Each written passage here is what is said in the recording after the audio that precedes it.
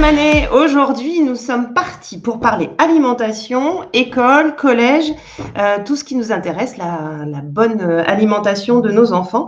Et pour cela, je vais accueillir, juste après une petite vidéo d'introduction, comme d'habitude, je vais accueillir Sophie Lamont, la première adjointe à la mairie de Balma en charge de l'éducation et de la scolarité et des écoles, mais aussi en tant que conseillère départementale du collège, et Julie Loustalot, qui, elle, est déléguée à la restauration. Mon compère du jour, comme d'habitude, Emmanuel Waxman. En attendant, petite vidéo.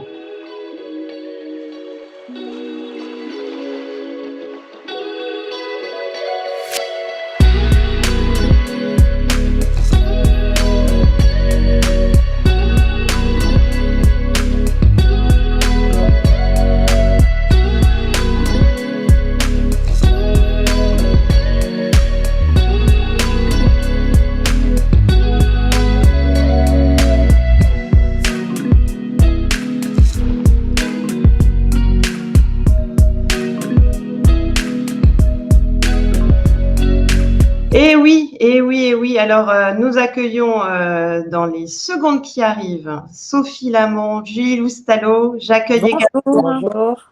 Bonjour Sophie. Bonjour. Oh là là, on est dans le même bureau, mais en distanciation parfaite. Exactement, c'est de rigueur. Bonjour Emmanuel. Bonjour Sophie. Bonjour. Hop, ça y est. L'écran est réglé, vous avez fait vos petits bonjours, merci beaucoup. Merci de répondre à notre invitation, mesdames. Petit brief rapide et je vous laisse nous corriger, me corriger si je dis quelques erreurs sur ce sujet, ce live spécial cantine et alimentation dans nos écoles, mais aussi au collège de Balma. Plus particulièrement pour Sophie. Aujourd'hui, sauf erreur, nous avons un peu plus de 1600 écoliers répartis dans nos 4 groupes scolaires, environ 900 collégiens. 900 collégiens, oui, c'est bien ça. C'est ça. On va avoir un prochain groupe scolaire qui va ouvrir le groupe scolaire Simone Veil en septembre 2021. Et nous allons parler beaucoup aujourd'hui de la cantine, de la restauration, puisque, sauf erreur encore, à Gaston Bonheur, on a une école qui cuisine déjà sur place, que dans les tuyaux, ou à moins que ce soit déjà le cas, José Cabanis. Nos 2 groupes existants restants, c'est-à-dire Marie-Laurencin et Saint-Exupéry, c'est dans les tuyaux, on va s'en parler. Et puis évidemment, Simone Veil, quand elle va ouvrir cette école, elle sera évidemment déjà équipée pour de la cuisine faite sur place. Absolument. Alors tout d'abord, nous sommes encore dans le mois de janvier, donc avec Julie, nous voulions souhaiter une bonne année à tous les Balmanais qui nous regardent, une bonne santé surtout, et puis bien sûr beaucoup d'espoir dans ce vaccin qui va arriver. Et puis, nous croyons à l'avenir et l'avenir, j'espère, sera plus positif qu'aujourd'hui.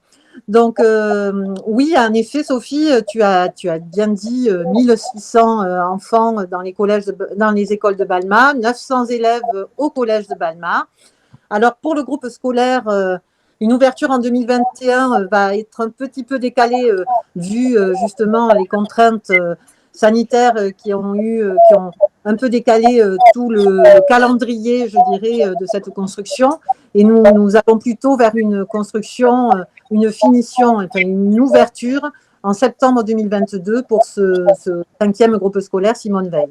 D'accord. Ben oui, c'est pas simple, hein, toutes ces histoires, forcément, les entreprises, etc. Voilà.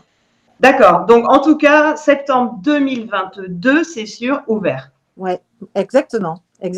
Alors, c'est un groupe scolaire qui est prévu avec, évidemment, nous parlons alimentation aujourd'hui, une cuisine autonome où, qui va aller dans l'objectif que nous nous sommes fixés sur ce mandat, qui est de faire, de fabriquer sur place de l'entrée au dessert dans nos groupes scolaires. Comme tu l'as précisé, sur le groupe Gaston Bonheur, depuis sa création, il y a eu une cuisine autonome dès le départ. Et nous avons mis en cuisine autonome aux vacances de Toussaint l'école de Cabanis, de José Cabanis. Et donc, les enfants mangent une cuisine avec une restauration préparée sur place. Ça, c'est déjà en place. C'est très important. C'est déjà en place depuis début décembre. Voilà. Génial. Alors, et on constate, pour y être allé manger, d'ailleurs, Julie, je veux parler de Julie qui est la déléguée, notre déléguée pour ce mandat à la restauration scolaire, justement. Et donc, Julie va souvent manger dans nos restaurants scolaires pour vérifier eh bien, l'organisation. Tu peux en parler, Julie, de cette organisation qu'il y a dans les groupes scolaires. Et elle a bien sûr constaté une différence dans les assiettes au niveau de Cabanis. La dernière fois que tu y allais, tu peux parler de cette expérience parce que c'est vrai que c'est important de le préciser pour les parents dont les enfants mangent dans les écoles. Bien que ce soit très bon dans les autres écoles aussi, mais il y a quand même une différence au niveau du goût. Voilà, une appréciation. Oui, c'est vrai que les enfants finissent plus leurs assiettes maintenant. Les plats sont moins saucés, il y a plus de goût. Les enfants, ce qui ressort, c'est que les plats ont plus de goût maintenant. Mais oui. À Cabanis. À Cabanis, oui, exactement. Oui, mais oui, il n'y a plus de reste dans les assiettes. Ah non, il n'y a plus de reste dans les assiettes. Toutes les assiettes. Il y a un ingrédient que toutes les mamans, les papas aussi, mais connaissent et que les enfants reconnaissent immédiatement, c'est que quand c'est fait avec le petit ingrédient supplémentaire, c'est-à-dire l'amour, forcément, c'est meilleur. Ah oui, c'est ça. Bon, c'est génial. Donc, on a déjà 2 écoles qui sont absolument dans les clous. Oui, et du coup, comme les enfants mangent, il y a moins de bruit dans le réfectoire aussi. Donc, c'est vrai que c'est appréciable au niveau sonore. Voilà. Appréciable pour tout le monde, pour les encadrants. Absolument. Et notre objectif, Julie, c'est d'amener des études qui vont bientôt démarrer pour que le groupe Saint-Exupéry et le groupe Marie-Laurencin trouvions une solution pour avoir une cuisine autonome sur chacun de ces 2 groupes. Ainsi, à Balma, les 5 groupes scolaires pourraient avoir cette cuisine autonome qui est quand même une gage de qualité pour nos enfants. Bien sûr. Alors, tous les jours avec le même repas, le même menu, je veux dire, quand même, dans les 5 groupes, vous n'allez pas vous casser la tête à chacun. Non. Alors, en effet, nous avons un sous-traitant à qui nous achetons les repas, le plat principal, Julie. Oui. Hein, tu m'arrêtes si, si je me trompe, mais le plat principal est donc acheté à Happy et en effet, les autres groupes scolaires se calquent sur le plat qui est érigé en fonction de la nutritionniste de Happy et de notre nutritionniste, Catherine Bourrelli, qui est notre responsable restauration au sein de la mairie. Et donc, les autres groupes scolaires, bien sûr, achètent les produits en fonction de ces repas qui sont déjà écrits. Super. 1600 écoliers, ça veut dire, forcément, ils sont écoliers, mais ils ne mangent pas tous à la cantine, mais ça représente quoi comme nombre de repas servis dans les... On va te dire ça. Même par mois, par année, j'en sais rien, mais ça doit être énorme. Assez. Alors, sur le groupe scolaire de Gaston Bonheur, sauf les mercredis, il y a 400 élèves qui mangent à la cantine. Sur José Cabanis, on en a 410 environ. Sur Marie-Laurencin, 440. Et sur Saint-Exupéry, 340. Ça, c'est... Oui, par jour. Hein. Et ça, c'est sans compter les mercredis. Les mercredis, ça baisse de moitié en moyenne. Alors, pour te donner un chiffre à l'année qui est assez parlant, le chiffre à l'année, sur les 4 groupes scolaires, ça représente, Julie, 134 775 repas consommés par an au total. C'est énorme. Énorme. 130, énorme. J'ai pas, ça a été un peu coupé. 130 combien? 134 000 134 775 repas par an. Sur l'année 2020. Hein, on a pris l'année complète 2020, donc l'année scolaire. Donc, c'est énorme. je pense qu'on ne réalise pas le nombre de repas que nous servons chaque jour Exactement. dans les écoles de Balma, ce qui représente 95% à peu près du nombre d'enfants qui sont scolarisés dans les écoles de Balma. C'est pour ça que je voulais vraiment que vous nous fassiez ce petit chiffre-là que je n'imaginais pas à ce niveau. C'est un, un truc de fou. Il y a combien d'agents municipaux qui travaillent dans nos cantines, tout groupe scolaire confondu? Pour les cantines, j'entends. Alors, on va vous donner par cantine. Alors, sur le groupe scolaire de Gaston Bonheur, on a un chef, on a un second, un aide de cuisine, un plongeur, un dérocheur, un poste fléché et un aide au service en maternelle. Donc, 6 personnes. Voilà, on a 6 personnes. On a, sur José Cabanis, on en a 5.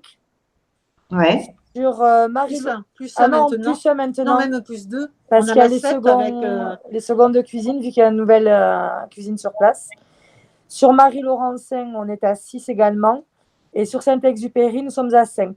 Ce qui fait au total 34 agents pour la restauration scolaire sur les 4 groupes. Il faut préciser que c'est un investissement important pour la commune de mettre des cuisines autonomes, parce que c'est un investissement de qualité, mais c'est un investissement qui demande plus de moyens humains, donc qui a un budget qui grossit notre budget. Voilà, c'est vraiment un investissement dont Monsieur le maire et l'équipe ont vraiment envie de faire progresser et d'avoir ces points beaucoup plus positifs, je dirais, au niveau des enfants et de leur alimentation. Alors, justement, Sophie et Julie, je me permets, tu parles d'investissement volontaire, hein, une philosophie, une volonté politique pour nos enfants. Moi, j'ai maman de 4 enfants, dont 2 à Marie-Laurencin et 2 au collège. Mon petit doigt m'a dit, parce que souvent mon oreillette m'envoie des infos, sauf erreur sur la métropole toulousaine, Balma n'est pas une des cantines les moins chères ou la moins chère, peut-être même pour les familles, j'entends. Alors, c'est un tout, parce que pendant le temps de restauration, il y a le temps à la haie. Et c'est au niveau de la Lahaye où nous avons vraiment les tarifs les moins chers de toute la région. Voilà. En revanche, le prix d'un repas, si tu veux avoir le prix d'un repas, alors, ce que coûte un repas pour la mairie, c'est environ 6 €. Ouais. Et pour le tarif mini, Julie, c'est 0,95 €. Voilà, 0,95 € et le tarif maxi, 3,65 €. Donc, tu fais la différence et c'est vraiment un choix politique de la mairie d'accompagner les familles. C'est ça, c'est cet écart entre le 6 € et le 0,65 €. Je le 0,95 €. Pour ceux qui nous 95, pardon, pour ceux qui nous regardent, c'est le delta entre ce que paye la famille et ce que ça coûte à la mairie, c'est entièrement financé par le budget de la famille. Absolument, absolument, absolument. Ça aussi, peu de personnes le réalisent, mais c'est vrai, quand on n'est pas dans le budget mairie, on n'a pas la vision de cette compensation. Voilà. Super. Avant de laisser à Manu…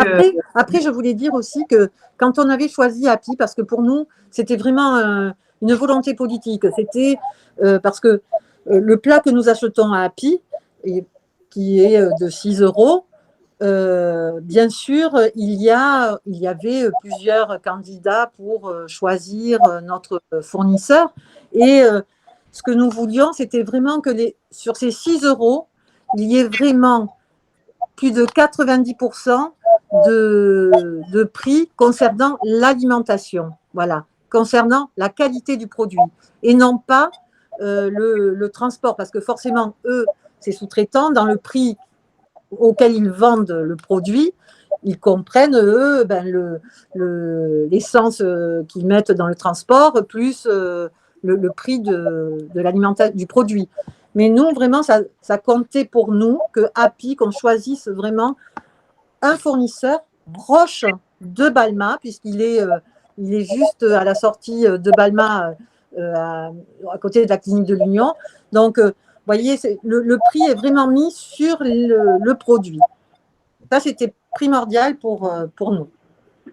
Alors, avant de laisser, merci beaucoup pour toutes ces infos. Avant de laisser Manu avec plein de questions qu'il aura aussi sans doute, et après, moi, je vais me retirer un peu pour vous laisser respirer avec mes salves de questions, comme j'ai l'habitude de dire.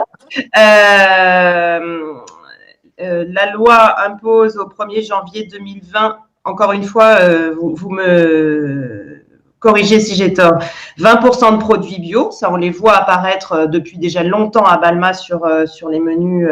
Je voulais qu'on fasse un petit point là-dessus. Ça c'est la loi Egalim, si je ne dis pas de bêtises.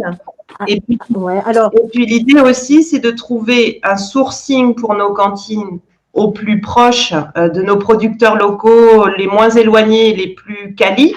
Peut-on faire un petit point sur d'où vous en êtes de ce qui est déjà de toute façon entrepris depuis déjà de longues années? Alors, cette loi Egalim qui est une loi pour l'équilibre des relations commerciales dans le secteur agricole et une alimentation saine et durable. Donc, cette loi, en effet, a commencé à débuter au 1er janvier 2020 en supprimant tous les plastiques. Donc, nous avons supprimé les plastiques, les pailles, les verres en plastique dans notre restauration. Et en 2022, en effet, il faudra qu'il y ait au moins 50% de produits de qualité et durables, dont au moins 20% de bio. Alors, à Balma, on en est où? Julie. Alors, sur Balma, pour le moment, on est à 15% de produits bio pour tout ce qui concerne les entrées, les produits laitiers et les desserts. On en est à 15% de… 20%, parce qu'il y a 20%, pardon. Donc, pour les produits label et artisanal. Et le reste, du coup, 65%. Ok. Entre autres, moi, je me souviens d'un engagement de Vincent Terra-Noves, le maire de Balma, qui voulait supprimer tout ce qui est ultra transformé, je crois. Et bravo, forcément, en tant qu'humain, tout simplement, sans même être mère de famille, oui. Ouais. Tout ça, c'est en route, si ce n'est même déjà sans doute en place.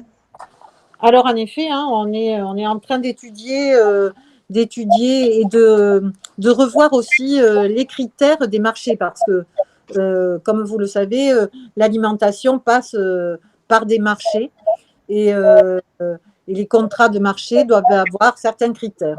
Donc là, avec la métropole, moi, je suis dans un groupe de travail où on essaie de trouver le moyen de faire rentrer la proximité comme critère de valeur dans nos marchés. Et pas plus tard que jeudi, j'étais dans une formation sur l'alimentation. Et donc, on a réfléchi, le critère de fraîcheur devrait faire partie des critères phares pour modifier ces marchés. Et il pourrait ainsi nous permettre d'accéder à des fournisseurs agricoles tout proche de chez nous. Nous avons quand même un territoire qui est avec une majorité de terres agricoles, que ce soit dans le Tarn-et-Garonne où nous achetons déjà les fruits. Les pommes viennent du Tarn-et-Garonne, par exemple. Les pommes que mangent nos enfants viennent du Tarn-et-Garonne. Nous avons aussi des agriculteurs du Gers qui nous fournissent en viande. Nous avons des agriculteurs, Julie, tu as la viande et les œufs qui viennent de France et des départements, de certains départements limitrophes. Le pain qui est fabriqué chez notre fournisseur de pain et boulanger Drive Me. Qu'est-ce que nous avons encore? Les gâteaux basques, c'est un artisan qui les fait. Donc, ça, c'est… Je voudrais juste, parce que tout le monde n'a pas forcément le même jargon, si je puis dire, quand tu nous parles des marchés concernant les écoles, ce que tu disais, pour préciser à ceux qui… Marché public. Voilà. Et non pas les marchés de plein vent. Et effectivement, tout ceci est bien sûr encadré. Oui, parce que nous sommes obligés, la ville, ne peut s'exonérer des marchés publics en raison des volumes financiers, bien sûr, que cela représente. Alors, en effet, sur quelques produits, nous arrivons à passer en sectionnant les marchés, en passant des marchés en plusieurs lots. Oui. Nous arrivons à trouver et à acheter des lots sans passer par ces marchés publics. Et cela nous permet d'acheter où on a envie, je dirais. Mais voilà, et donc chez des maraîchers de proximité. Mais pour la plupart, nous sommes obligés de passer par des marchés publics, vu le volume, bien sûr, que représente ces, combien, Julie? 137 000 repas par année. 134 000, etc. Mais évidemment, et en plus de ça, ces marchés publics, bien au-delà de la restauration, sont aussi le gage pour les habitants de savoir comment est investi et géré. Voilà. Donc, absolument. Mais en effet, nous allons essayer d'arriver à ne plus avoir de produits ultra transformés dans nos cantines. C'est notre objectif. Bravo. Je vais terminer et après je vous jure, je laisse la parole à Manu. Sur l'anti-gaspillage, alors comment ça s'organise? Est-ce que dans les écoles qui sont nos 4 groupes actuels, est-ce qu'il y a du tri à la sortie des repas? Chaque enfant, est-ce qu'il trie? Si oui, est-ce qu'il y a compostage des produits qui peuvent être compostés? Et si oui, les agents des espaces verts sont-ils en charge de la gestion de ces composteurs et à quoi peut servir ce compostage? Et deuxième question, et après je m'arrête, c'est promis. Envisagez-vous des challenges ludiques pour les enfants dans les cantines visant le zéro déchet ou le moins possible, comme par exemple, puisque maintenant en Covid encore plus durci depuis quelques jours à Balma, et bravo, je vous en sollicite, les classes mangent ensemble au même endroit. Est-ce qu'on peut imaginer peut-être prochainement des challenges entre eux pour que ça devienne un peu ludique? On jette de moins en moins la meilleure table, celle qui a jeté le moins. Enfin, voilà. Alors, je te remercie pour cette question. Donc, en effet, on a un protocole très strict qui est depuis déjà 6 mois, plus de 6 mois, mais qui nous a demandé une organisation encore différente, avec encore plus de précision dans le respect de la norme. Oui. Je te laisse indiquer tout ce que tu as mis en place. Alors, bon, déjà, on avait les 3/4 des gestes barrières qu'on nous demande, qui étaient déjà mis en place dans les écoles de Balma, oui. Surtout au niveau de la restauration. Et là, du coup, on a en plus ajouté le fait que les élèves mangent tous les jours à la même place, à la même table, à côté des mêmes camarades de classe. Oui. Donc, voilà. Donc, en effet, quand tu dis qu'on peut faire organiser des challenges, on adorerait. Oui, mais franchement, avec ce protocole, on est obligé de faire de multiples services. Et donc, il faut que les enfants et les groupes avancent. Et c'est vrai que dans l'idée, ça serait top de pouvoir faire un challenge. Celui qui a la table qui a le moins de déchets. Bien évidemment, moi, je suis très joueuse, donc ça nous plairait beaucoup de le mettre en place. Oui, c'est pas réalisable. Mais là, pour l'instant, on a vraiment un problème de temps déjà pour qu'on puisse reprendre l'école dans les temps. Et voilà. Et en effet, c'est quelque chose qui pourrait se mettre en place par la suite si les enfants acceptaient aussi de manger toujours à la même place, parce que c'est bien d'organiser des tables, ou alors on peut aussi donner des noms de tables, et puis même quand tout ira bien, et que entre tables, ils se font des challenges anti-gaspi. Ça, ce serait... j'espère et je souhaite de tout cœur que, on souhaite de tout cœur que cela puisse se faire. C'est pour cela aussi qu'on avait commencé à mettre en place des gaspi-pains, c'est-à-dire des grands sacs en forme de pain, de flûte de pain, où les enfants vont mettre, et parce que là encore, par rapport au protocole, c'est quelque chose qui a été un peu freiné parce que eh bien, ça demande un arrêt au pain pour mettre le pain qu'ils dressent dans le plateau, dans cette dans ce gaspille-pain. Et donc, j'avais imaginé là aussi qu'on pourrait faire des concours inter-écoles. Voilà, moi j'en suis à temps de gaspille, enfin, et d'aller bien sûr vers le moins de gaspillage possible. Bon, pour le Et moment, dans la loi Egalim, il y a aussi l'idée de dons à des associations. Et donc ça aussi, on l'a déjà commencé, puisqu'on avait commencé à mettre en place une convention avec une association un poney club qui pouvait récupérer le pain que nous aurions récupéré dans ces gaspille-pains. Donc c'est toujours d'actualité, mais pour l'instant, toujours avec ces contraintes sanitaires, c'est à l'arrêt, mais c'est quelque chose qui est déjà engagé et dès que nous aurons bien sûr le feu vert, tout cela va reprendre et du coup nous sommes vraiment très enclins dans cette démarche d'Egalim. Voilà. Merci beaucoup. Je laisse la parole. Merci pour toutes ces infos. Je laisse la parole à Emmanuel Waxman. Merci toutes les deux. Merci à toi.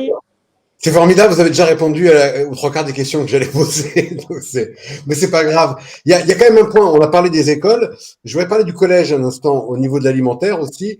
Alors ça tombe bien puisque chacun sait, les collèges ne sont pas à la charge de la mairie, mais du conseil départemental. Et il se trouve que le collège est aussi conseillère départementale. On en est où en termes d'alimentaire au niveau du collège, des 900 enfants du collège? Est-ce qu'ils répondent est-ce que l'alimentation répond aux mêmes critères que pour les écoles ou est-ce que c'est un dispositif? Absolument, absolument. On a la même démarche avec la loi Egalim. On a l'amélioration de la qualité des produits alimentaires, l'évolution des habitudes alimentaires. Ça, au collège, on y fait très attention. Et bien sûr, on développe depuis déjà 5-6 ans les achats de qualité et locaux surtout. Nous avons une plateforme où les collèges, s'ils en ont envie, adhèrent. Et parce qu'il faut savoir que les repas au collège… Allô? Tu m'entends? Oui, je t'entends. Oui. Les repas au collège… Pardon? Je pense que tu parlais de la plateforme AgriLocal. C'est bien de ça dont il s'agit pour le collège. Absolument.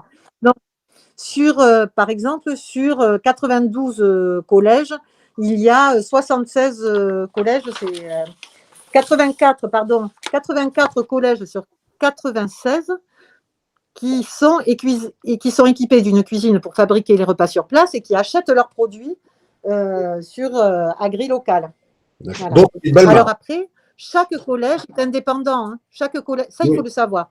Chaque collège est indépendant et ce sont les principaux et principales qui choisissent d'adhérer à cette plateforme, qui choisissent de mettre une entrée ou un plat, ou de supprimer une entrée ou de supprimer, alors pas le plat principal, mais voilà. Les collèges ont un budget autonome. Il est donné par le conseil départemental, mais ensuite, chaque principal fait comme bon lui semble dans la gestion de ce budget alimentation. Mais comme je te le disais, 84 collèges sur 96, ce qui est quand même énorme, fonctionnent avec une cuisine autonome. Et celui de Balma, alors? Donc, en effet, les enfants disent toujours « Oh là là, c'est bon au collège ». Ils mangent mieux au collège qu'à l'école. Mais voilà. Donc, celui de Balma, bien sûr, a une cuisine autonome. D'accord. Et quand il n'y a pas d'entrée, parce que je sais qu'à un moment donné, il n'y avait pas d'entrée, c'est un choix de la principale ou de la gestionnaire. Voilà. Et alors, pour éclaircir, tout à l'heure, plus globalement, on a parlé de Happy tout à l'heure, donc pour les écoles. Est-ce que tu peux nous expliquer alors Happy, ce que c'est exactement? Parce que je pense que les gens qui regardent ne savent pas forcément. Et alors, comme il y a 2 types de restauration actuellement, il y a des cuisines sur place pour 2 établissements écoles, je parle. On est reparti sur l'école. Oui. Et on rebondit sur les écoles. Et j'ai du mal à comprendre. Il y a des circuits courts, si j'ai bien compris, sur lesquels les écoles font, et même le collège, donc en l'occurrence font le forfait. Mais c'est le même fournisseur. Très franchement, c'est pas très clair. C'est-à-dire que Happy, c'est notre fournisseur du plat principal. c'est une cuisine centrale, Happy, D'accord. et qui fournit d'ailleurs multiples écoles sur la région toulousaine et même ailleurs. Hein. C'est une entreprise nationale. Hein. Bon, nous, cette cuisine centrale est positionnée à la sortie de Balma vers Montrabé. Donc, pour nous, c'est un gros avantage. Mais eux, ils ont aussi à nous fournir dans leur plat un certain pourcentage de produits bio. Nous avons un cahier des charges qui nous lie à eux avec, bien sûr, un pourcentage de produits bio, un pourcentage de produits labellisés. Et on n'en a pas parlé tout à l'heure, d'ailleurs, il y a un repas par semaine qui est demandé aussi dans cette loi Egalim, un repas par semaine de repas végétariens. Voilà. Donc, tout cela fait partie des critères que nous mettons en place quand nous passons un marché. Justement, Happy, on parlait des marchés publics tout à l'heure. Happy a été choisi lors d'un marché public il y a 2 ans, mais il a été renouvelé parce que ça faisait déjà 3 ans qu'il était avec nous. Voilà. Alors, si je comprends bien, les 4 écoles actuelles passent par Happy, que ce soit pour les circuits, pour la cuisine faite sur place ou la cuisine centrale, parce que c'est ça que j'arrive pas à comprendre. Les 2 écoles qui font la cuisine actuellement sur site, donc Gaston Bonheur et Cabanis, est-ce qu'ils passent par Happy aussi pour se fournir? Non, ce sont des fournisseurs autres que Happy. Bien sûr, ce sont des fournisseurs. On essaie d'avoir des fournisseurs, comme nous avons dit tout à l'heure, des fournisseurs locaux le plus possible. Et voilà. Mais on cuisine le même plat. C'est ça qui est un peu… parce qu'on veut une équité. Moi, on aimerait… Voilà, on n'aimerait pas qu'à Gaston Bonheur, on mange un gigot d'agneau et qu'à Marie Laurencin, ce soit du poulet petit pois. Enfin, voilà. Il faut qu'ils aient le même repas, mais préparé différemment. Un, c'est livré par la restauration Happy, la cuisine centrale Happy, et l'autre est cuisiné par nos chefs avec des lots que nous avons achetés à différents endroits. Voilà. Ce sont des marchés de denrées alimentaires. Il y a un marché de prestataires Happy et un marché de denrées alimentaires. Voilà. Donc tout le monde salue.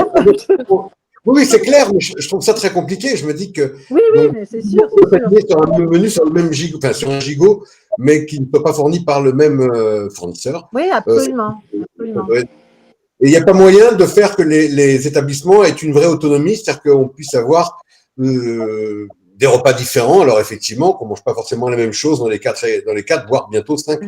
Oh là là, Manu, je pense que en tant que parent, on pourrait se dire ah non mais à telle école ils mangent ça, non c'est pas possible. Oui.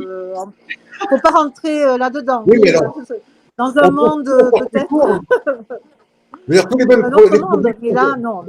Centrale, on les trouve aussi à circuit court. Alors, on arrive à trouver exactement les mêmes produits sur deux fléchages différents. C'est-à-dire, on arrive à trouver les mêmes produits en local que ce qui est fait en cuisine centrale de façon transformée parfois ou autre, je sais pas. Mais c'est ça qui me semblait étonnant, mais c'est pas impossible. Je me dis que c'est sacrément compliqué. Voilà.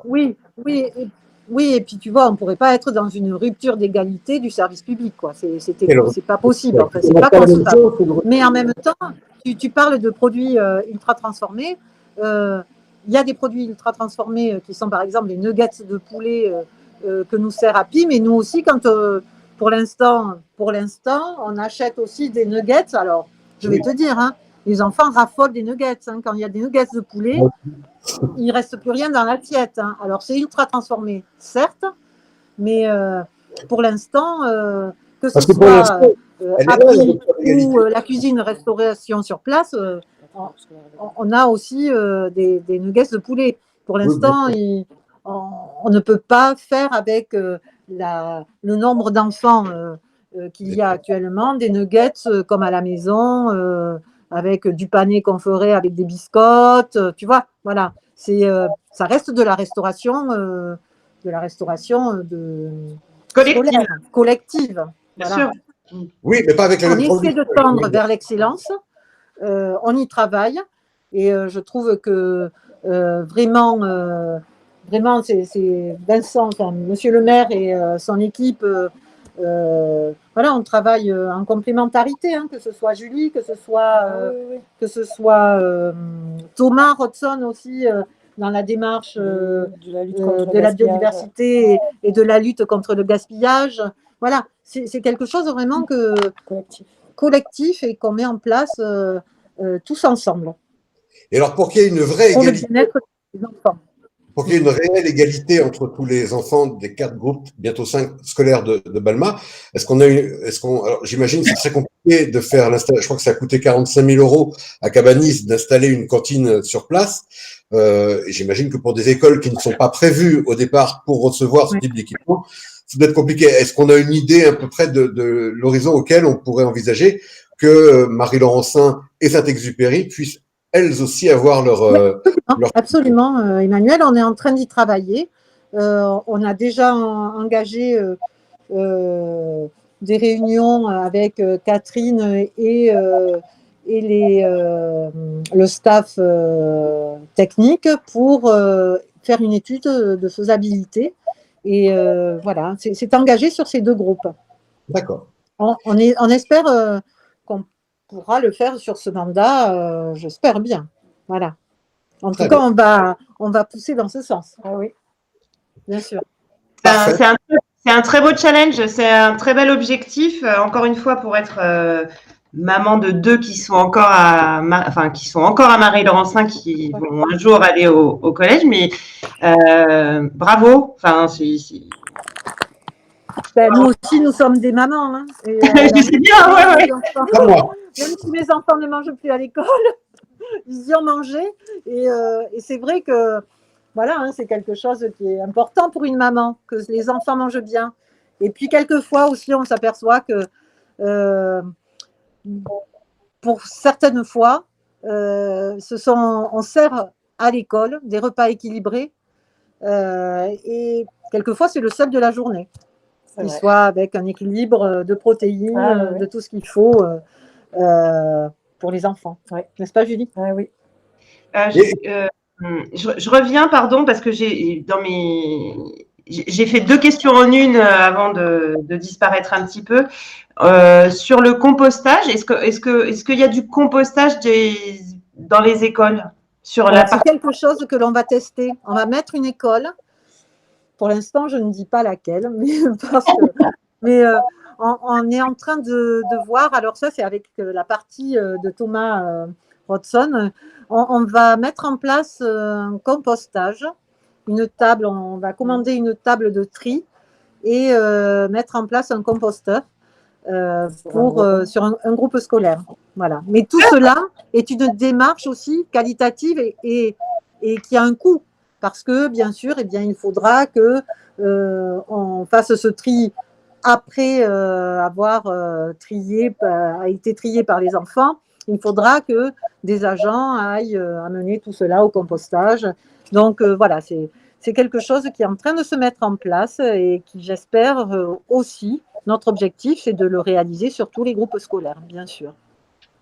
Juste pour une question qui me vient, donc l'alimentaire, il y a une vraie pédagogie alimentaire. Genre, ça s'apprend, c'est pas quelque chose et c'est peut-être qu'on s'en est rendu compte aujourd'hui, c'est peut-être pas le cas il y a 30 ou 40 ans, mais alors je sais que certains collèges, notamment par le biais de la plateforme AgriLocal, des exploitants ou des éleveurs interviennent directement. Alors, au niveau des collèges, je ne sais pas si c'est au niveau des enfants. Est-ce que ça a lieu, ça, au collège de Balma ou dans les écoles de Balma? Est-ce qu'on a cette démarche puisqu'on fait du circuit court, le bio c'est autre chose, mais du circuit court, est-ce que parfois les enfants peuvent aller ou vont à la rencontre? Tu veux parler des fermes pédagogiques? Oui.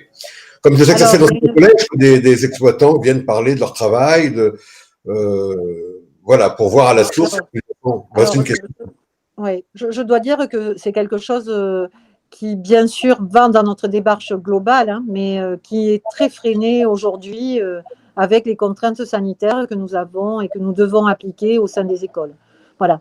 C'est vrai qu'on a très envie de cela. Hein, les fermes pédagogiques la LSH, par exemple, va visiter, nous organisons des visites de des fermes pédagogiques avec la LSH pendant les centres de loisirs ou le mercredi après-midi, mais c'est surtout pendant le temps des vacances. Il y a une ferme pédagogique qui est à Quinte, donc qui n'est pas très loin, avec qui on va certainement signer des conventions. Il y en a une autre qui va être bientôt à Pimbalma. Donc voilà, c'est quelque chose, bien sûr, qui va rentrer dans notre Mais démarche outre globale. les fermes pédagogiques, c'est parfait, c'est très très bien. Hein. Mais j'ai vu qu'à Montrab, récemment, on s'est croisés là-bas. Ouais. Ils ont eu l'occasion de faire venir des exploitants directement dans le collège pour parler de comment on élevait des poules. Enfin, c'est aussi. Ah oui, oui, moi je trouve ça super. Hein. Pour parler de fermes de structures pédagogiques adaptées, ce qui est très bien et ce qui est important aussi, que ce soit à Pimbalma ou à Quinte. Pimbalma, ça ne s'est pas encore fait, mais ça. Après, comme l'alimentation est choisie par les principaux, la démarche de faire venir des agriculteurs au sein des collèges est aussi une démarche qui doit venir, en l'occurrence Palma, de la principale. Mais bien sûr, moi j'y suis très favorable, bien sûr. Et ainsi que dans les écoles. Hein. Mais nous, pour l'instant, dans les écoles, voilà, on a vraiment cette contrainte sanitaire qui est primordiale pour nous et qui nous limite dans ce que l'on peut organiser et faire. Ouais, enfin, ce qui est déjà organisé et fait, enfin, encore une fois, en tant que maman et balmanaise, bravo. Merci Sophie. Merci Sophie, mais on peut toujours mieux. Hein. Oui, bien sûr, mais je tire le chapeau. Ça doit être extrêmement compliqué. Bravo. Enfin, il y aura toujours des ronchons, mais bon, il faut quand même reconnaître. C'est sûr. J'ai dit tout à l'heure que ça intéresse. C'est ce qui nous fait avancer aussi. Hein. C'est ce qui nous fait avancer. Voilà. J'ajouterais juste un détail. Tout à l'heure, vous disiez que les mamans aiment bien savoir ce que les enfants ont dans leur assiette, mais les papas aussi. Ben voilà, je veux juste le préciser. Oui, pardon. C'est vrai. Tu as raison. Tu as raison. Bon, on parle souvent tellement des papas. Hein, oui. On peut bien un peu favoriser les mamans, hein, de temps en temps. Non, mais tu as absolument raison. Et d'ailleurs, les menus sont affichés. Les menus sont affichés devant, déjà sur le site internet de la mairie. Oui. Et devant, dans chaque groupe scolaire, en fait, c'est affiché au niveau de l'entrée. Oui, et puis les associations de parents d'élèves les relaient également sur les réseaux sociaux comme l'UNAP, etc. Oui, ça tourne et parfois Balma 31 quand on a le temps. Mais oui, au moins, il n'y a pas photo. C'est un bon travail de relais, oui, en effet. Merci. On est très bien tenus informés. Oui, on essaie de communiquer le plus possible. Sophie Lamant, j'en profite, c'est un peu dans l'actualité. Jeudi 4 février, là, on nous annonce un peu une nouvelle grève. Il va y avoir… comment ça va se passer? Oui, tu as raison d'en parler, car nous prévoyons une forte mobilisation des agents, des enseignants pour cette grève du 4 février. Donc, en effet, profitons de ce live pour que les parents prennent leur disposition par rapport aux enfants. Je sais que c'est… Voilà, nous n'y sommes pour rien. Hein, c'est des grèves des grèves nationales contre le système actuel et contre les démarches actuelles. Donc, vraiment… soyez vigilants, on essaiera de vous prévenir, bien sûr, dès que nous aurons un retour de nos agents, mais elle prévoit d'être très, très soutenue, cette grève. Je résume gentiment en tant que maman. Le 4 février, j'envisage de garder mes enfants à la maison. Oui, c'est quelque chose qui pourrait s'envisager… Oui. Si je peux le faire. Exactement. Déjà le prévoir. Voilà. Ceux qui ne peuvent pas, évidemment, il y aura, j'imagine. Celles qui peuvent le faire garderont les enfants des mamans qui ne pourront pas ou des papas qui ne pourront pas s'arrêter. Ça marche. Eh bien, Manu, as-tu une dernière petite question ou… Non, on a fait le tour, c'était très complet. Merci beaucoup. Sophie, je voudrais vous remercier, Julie Loustalot et Sophie Lamant, encore une fois pour votre présence aujourd'hui et nous avoir apporté quantité de… Ah oui.